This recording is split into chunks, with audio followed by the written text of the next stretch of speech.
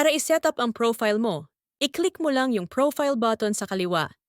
Basahin ang lalabas na message at i-click ang button na "Okay, I understand." May tatlong bahagi ang profile: personal info, business info, at business profile. Unahin muna natin ang personal info. I-type mo lang ang mga kailangang impormasyon. Optional pero recommended ang RSBSA number at PhilSys PCN.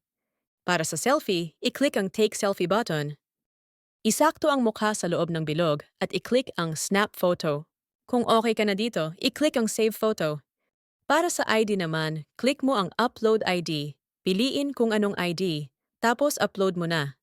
Huwag kalimutan basahin ang privacy policy at itik ang box na nagsasabing agree ka dito bago i-update ang profile mo. Para naman sa business info, i-click ang Business Info tab.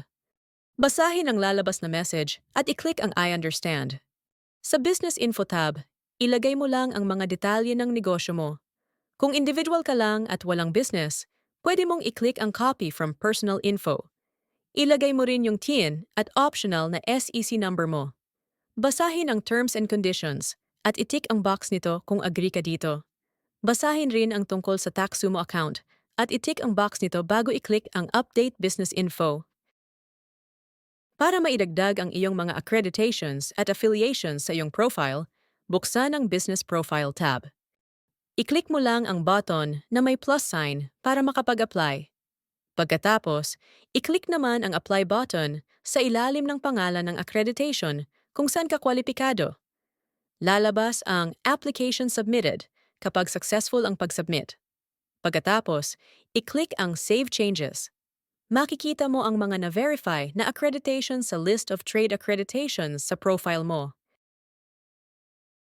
Para lumabas sa profile mo ang mga affiliation mo, i-click mo muna ang plus sign button.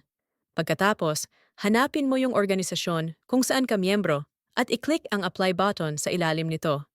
Lalabas ang pop-up message na Application Submitted kapag successful ang iyong pag-submit.